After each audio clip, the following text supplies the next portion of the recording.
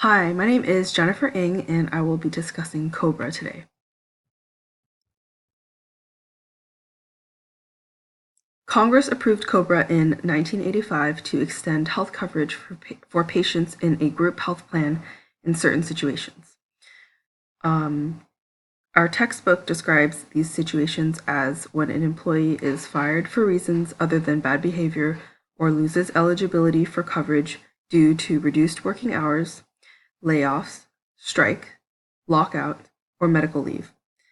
When a covered employee's child turns 26, or when they retire before they turn 65, which would make them ineligible to enroll in Medicare. Employers with 20 or more employees must comply with continuation coverage requirements, which typically is granted for a maximum of 18 months. If a patient is disabled, their continuation coverage may be extended to 29 months. Another situation is when the employee's spouse or children lose coverage after the covered employee dies, divorces, or legally separates from their spouse. In this case, the spouse and children are allowed continuation coverage for a maximum of 36 months. COBRA has positive and negative implications for individuals, as they can retain health insurance in a variety of circumstances, but it may be costly. As described previously, the amount of time granted for continuation coverage depends on what caused the individual to lose insurance coverage. With COBRA, an individual's health insurance coverage is unchanged. Enrollees can keep seeing the same doctors, and they already know their copays and deductibles for medical services and medications.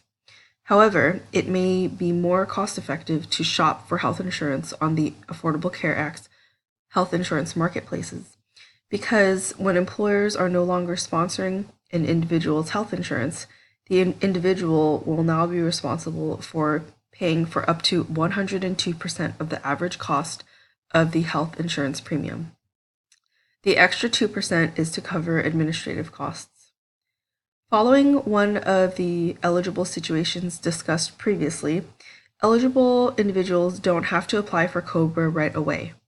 Individuals may weigh the pros and cons of obtaining COBRA coverage and can wait up to 60 days before electing coverage, which will be retroactive back to the last date of employment. This may encourage individuals to wait to purchase COBRA until after they have incurred medical expenses.